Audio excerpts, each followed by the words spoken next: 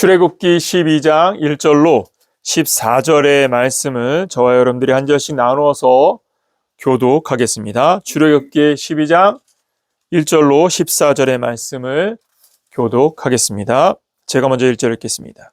여호와께서 애굽 땅에서 모세와 아론에게 일러 말씀하시되 이들을 너희에게 당하시하고 해의 첫 달이 되게 하고 너희는 이스라엘 온 회중에게 말하여 이르라.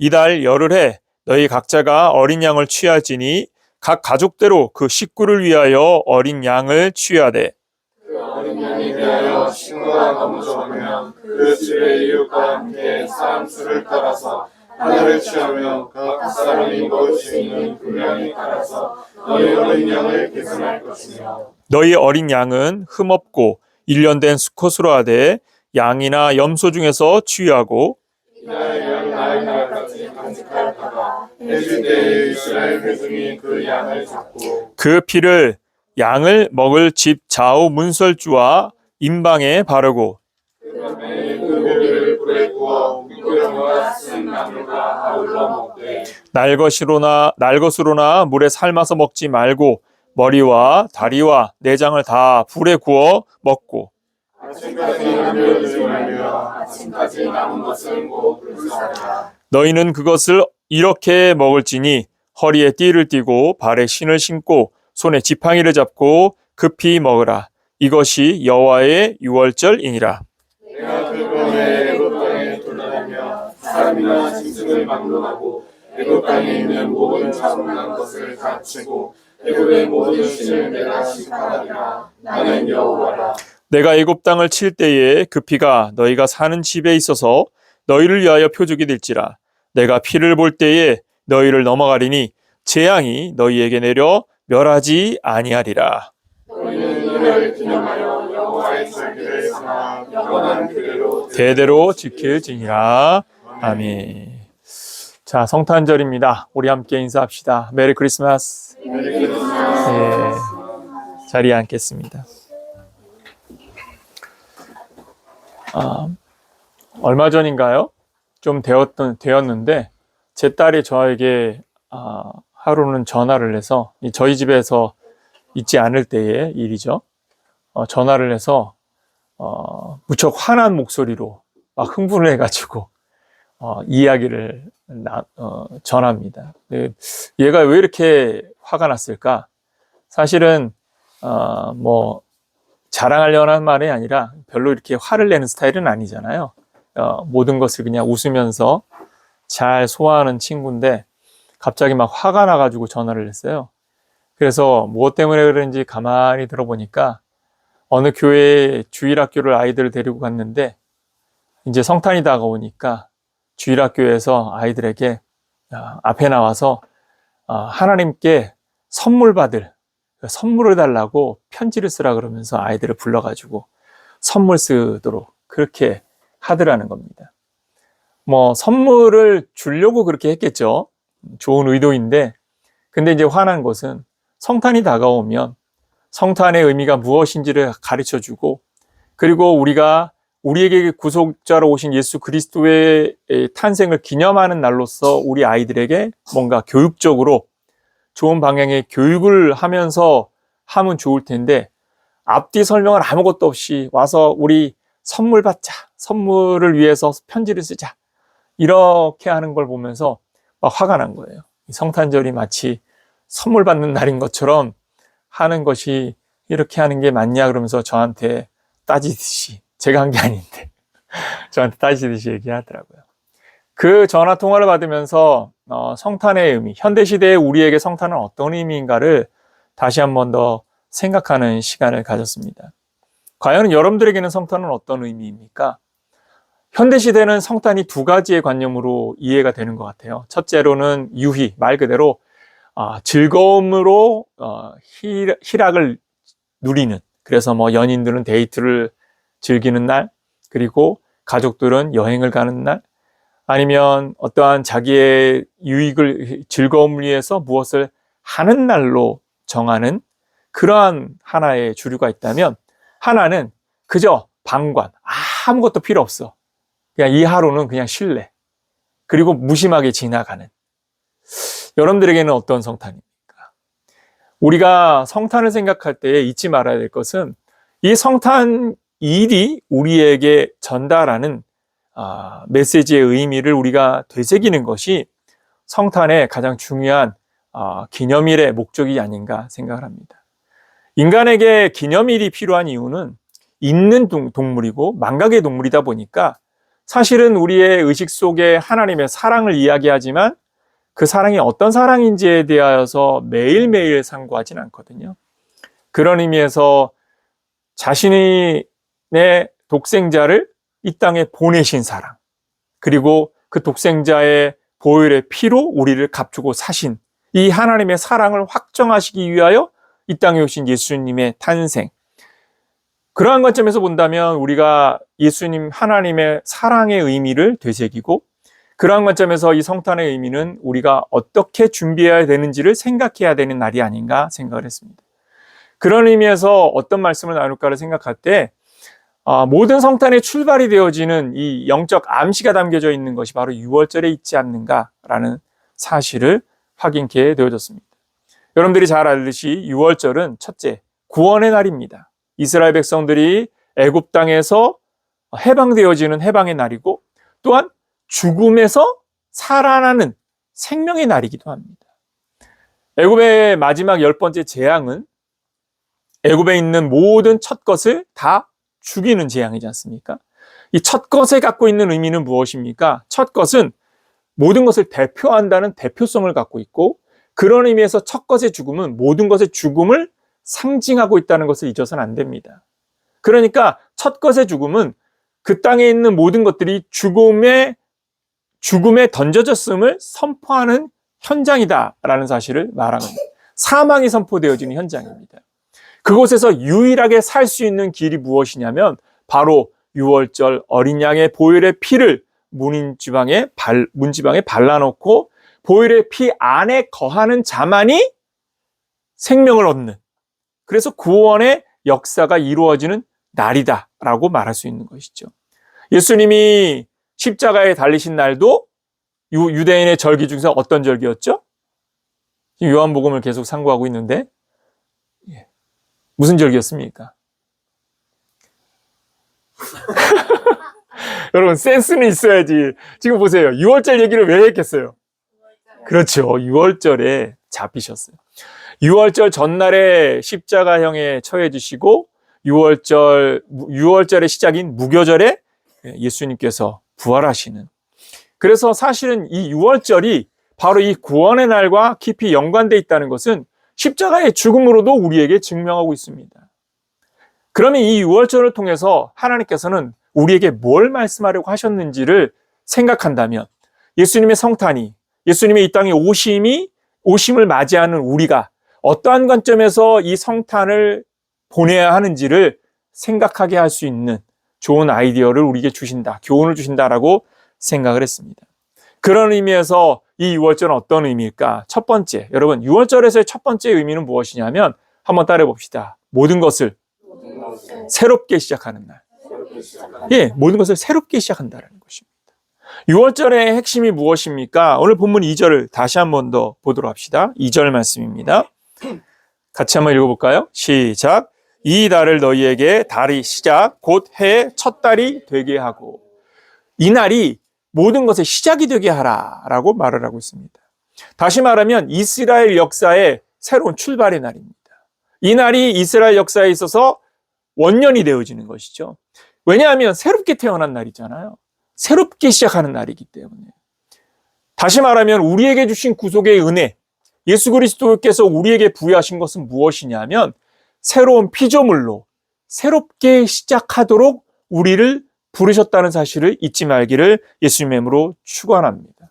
여러분들은 새로운 피조물입니다. 여러분들은 새로운 피조물입니다. 여러분들은 새로운 피조물입니다. 여러분, 잊어서는 안 됩니다. 우리가 자꾸 망각하는 건 무엇이냐면 내가 이 땅 위에 육신을 입고 오늘을, 그리고 어제와 같은 오늘을, 내일을 바라보면서 계속해서 살고 있다 하여서 나는 어제와 같은 나로, 그리고 이 어제와 같은 내가 또 다른 내일을 계속해서 살아간다라는 생각으로 살아갑니다. 그런데 여기에는 함정이 있습니다. 우리는 어제와 같은 내가 아니라는 것을 잊지 마십시오. 우리는 새로운 피조물로서 하나님께서 새롭게 창조하신 새로운 피조물이라는 사실을 잊어서는 안 됩니다. 이게 바로 영적 정체성입니다. 그리스도 안에서는 새 것이 되어졌다라고 고린도 서신에서 선포하지 않았습니까? 이러한 선포는 한 서신의 선포가 아니라 바로 오늘 믿음을 가진 우리 모두에게 부여되어져 있는 하나님의 은총이 무엇인지를 선언하는 선포라는 사실을 잊지 마십시오. 그런 의미에서 나는 새로운 피조물이다라는 영적 의식을 각인하는 성탄절이 되어야 할 것입니다. 어떻게 보면 해의 끝말에, 그렇지 않습니까?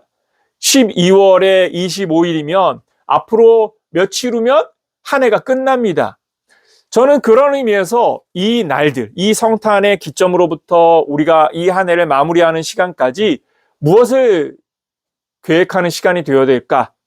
우리의 새로운 관점으로, 새로운 의식으로, 우리의 삶에 대하여 새로운 시각으로 자신의 삶을 새롭게 설계하는 그러한 시간이 되기를 바랍니다. 새로운 다짐들, 새로운 결심들. 물론 우리의 결심이 작심 3일과 같이 연약할 수 있습니다. 그러나 그만큼의 결단도 하지 않는다면 우리는 늘 어디에 있을까요? 그냥 제자리 걸음을 할 수밖에 없습니다.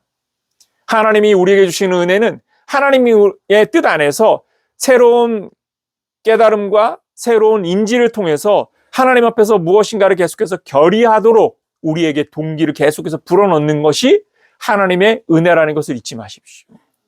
은혜의 핵심은 무엇입니까? 날마다 나를 새롭게 하는 것에 있습니다. 왜? 우리의 존재는 새로 창조되어진 새로운 피조물이라는 우리의 존재가 변화되어진 존재이기 때문입니다. 그러므로 여러분들 새로운 피조물로서 날마다 새로워지기를 바라고 기대하면서 주님 안에서 새 날을 새롭게 시작하는 새로운 결의를 갖는 성탄절이 되기를 예수님의 이름으로 축원합니다. 두 번째 의미는 무엇일까요? 이 유월절의 어린 양은 어떻게 먹게 하셨느냐 하면 각자가 자기의 분량대로 먹게 하셨다는 사실을 주목해야 됩니다. 누구의 역할을 먼저 찾아야 되냐면 나의 역할을 먼저 찾는다라는 겁니다. 각자의 자리에서 자기의 역할을 찾는 것이 되어야 한다는 겁니다. 여러분 본문 3절과 4절을 다시 한 번 더 읽어보도록 합시다. 3절과 4절 말씀입니다. 같이 읽습니다. 시작. 너희는 이스라엘 온 회중에게 말하여 이르라. 이달 열흘에 너희 각자가 어린 양을 취할지니 각 가족대로 그 식구를 위하여 어린 양을 취하되 그 어린 양에 대하여 식구가 너무 적으면 그 집의 이웃과 함께 사람 수를 따라서 하나를 취하며 각 사람이 먹을 수 있는 분량에 따라서 너희 어린 양을 계산할 것이며.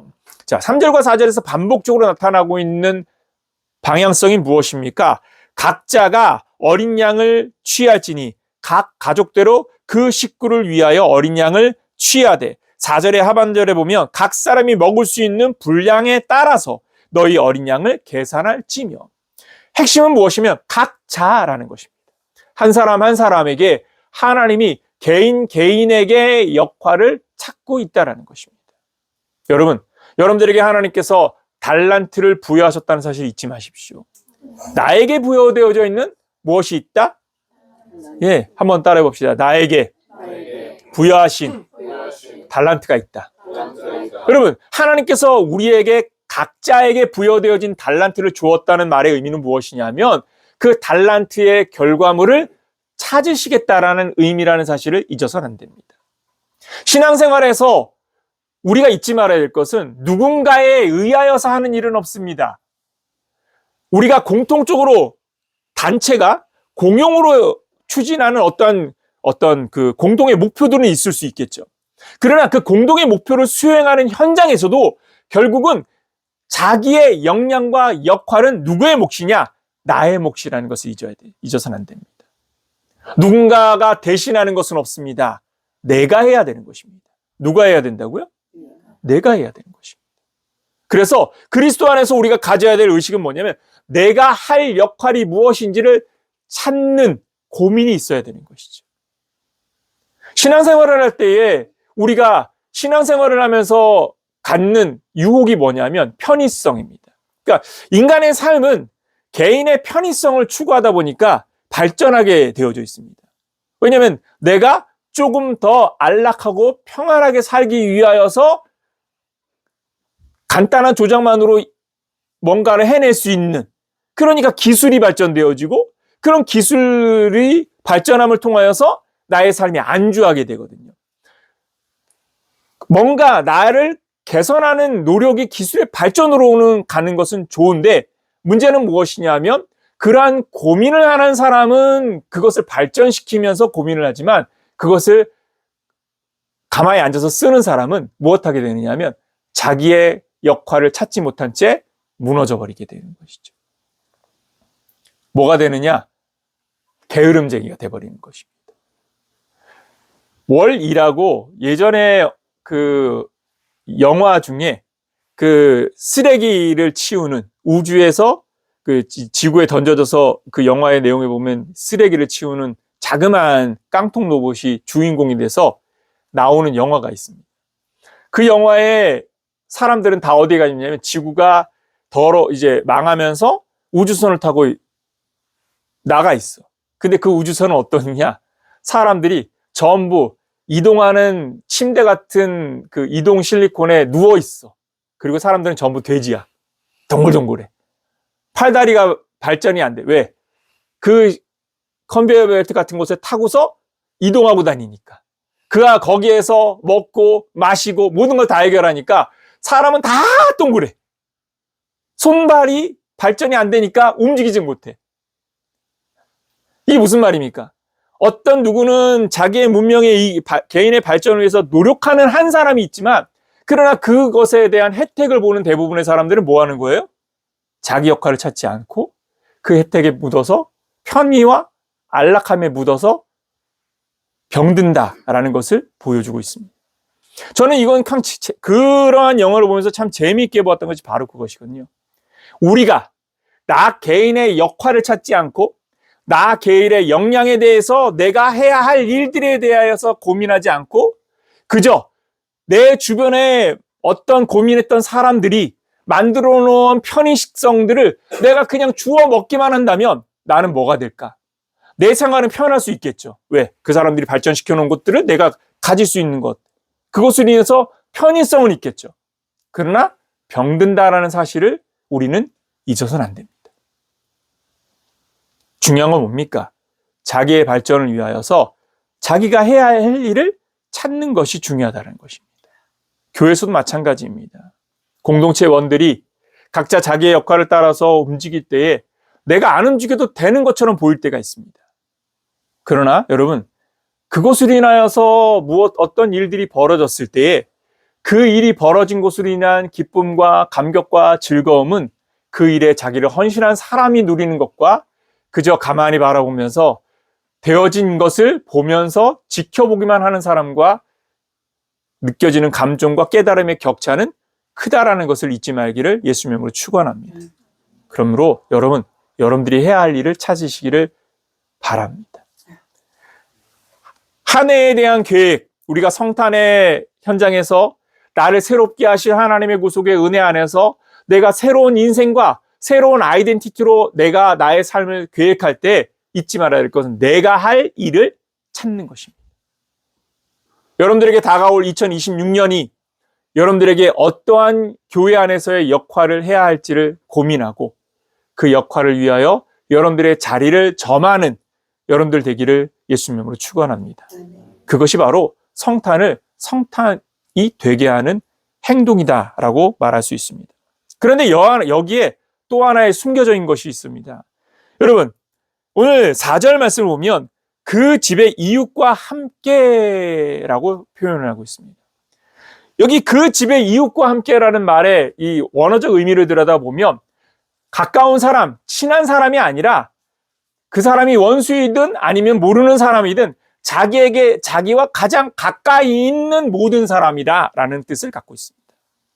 그러니까 이 말의 의미는 무엇이냐면요. 혼자 자기의 역량과 분량이 있지만 그러나 모든 것을 자기가 다 하는 것이 아니라 각자에게 부여되어진 역량과 분량이 있으니까 그것을 같이 공유하는 사람이 되라라고 말하고 있는 겁니다. 교회의 본질은 무엇입니까? 서로 연합하고 동역함을 통하여서 하나님의 나라를 완성지어 간다는 사실을 잊어서는 안 됩니다. 나 혼자만 잘한다고 하나님 나라가 이루어지는 것 아닙니다. 내가 잘한다고 공동체가 잘 되어지는 것이 아니라 같이 하는 것이라는 것을 잊지 마십시오. 유월절이 참 신비한 게 뭐냐면요. 각 사람의 부여되어진 분량대로 먹는데, 그런데 그 분량이 적거나 많거나 하는 상황들이 펼쳐질 때 그것은 가까운 사람들, 내가 선별해서 찾는 사람들이 아니라 바로 옆에 있는 사람들, 그러니까 믿음의 공동체 안에 있는 모든 이들과 공유하면서 해내야 한다라는 사실을 말하고 있는 것이죠. 함께하는 것이라는 것을 또한 잊어서는 안 됩니다. 각자, 그러면서도 함께, 이것이 본질이라는 것입니다. 한번 선포해 봅시다. 각자, 그러면서도 함께. 예. 자기의 역량을 발휘할 때에 나 혼자만 달려서는 안 됩니다. 옆을 바라보면서 같이 가도록. 왜? 교회의 목표는 하나님 나라이고, 그 하나님 나라는 나 혼자 도달하는 것이 아니라 하나님께서 구속하신 우리 모두와 함께 가도록 우리를 부르셨기 때문에 같이 가는 현장이라는 사실을 잊지 말기를 예수 이름으로 축원합니다. 그래서 같이 가는 것입니다. 마지막으로 세 번째는 무엇입니까? 중요한 부분이죠. 바로 떠날 준비를 한다라는 것입니다. 여러분 5절부터 11절 말씀에서 이 6월절에서 가장 핵심적인 요인들이 무엇이냐면 바로 5절부터 11절 내용이죠. 어떻게 하라는 것입니까? 이 음식을 먹으면서 허리에 띠를 띠고서 떠날 준비, 채비를 하고 급하게 먹는 것입니다. 머뭇거리지 않습니다. 당장이라도 출발할 수 있도록 준비하라는 것입니다. 11절을 보십시오. 너희는 그것을 이렇게 먹을지니 허리에 띠를 띠고 발에 신을 신고 손에 지팡이를 잡고 급히 먹으라. 이것이 여호와의 유월절이니라. 왜 급히 먹으라 하는 것일까요? 부르실 때에 즉각적으로 반응해야 되는 것입니다. 이끄실 때에 즉각적으로 반응해야 되는 것입니다. 여러분, 준비의 관념이 무엇입니까? 여러분들이 내가 해야 할 일과 나의 달란트에 대한 관념과 그것을 가지고 내가 무엇을 할까라는 계획을 가져도 그 계획을 성취하시는 분은 여호와 하나님이라는 사실을 잊어선 안 됩니다. 사람이 마음으로 무엇을 계획할지라도 그 걸음을 인도하시는 분은 여호와 하나님이십니다. 믿으십니까? 그렇다면 하나님께서 나를 부르시는 그 부르심의 현장에서 즉각적으로 반응하게끔 하는 것이 준비다라는 것을 깨달아야 되는 겁니다. 각자 그리고 같이, 그러면서 6월절에 어린 양과 그리고 어린 염소, 수컷을 먹고 그리고 옷을 입고 신을 신고 띠를 차고, 이 모든 것의 본질은 무엇에 있느냐 하면 주께서 우리를 부르실 때, 자 지금 출발! 이라고 사인을 주셨을 때 즉각적으로 반응하게 하기 위한 준비다라고 말할 수 있는 것입니다.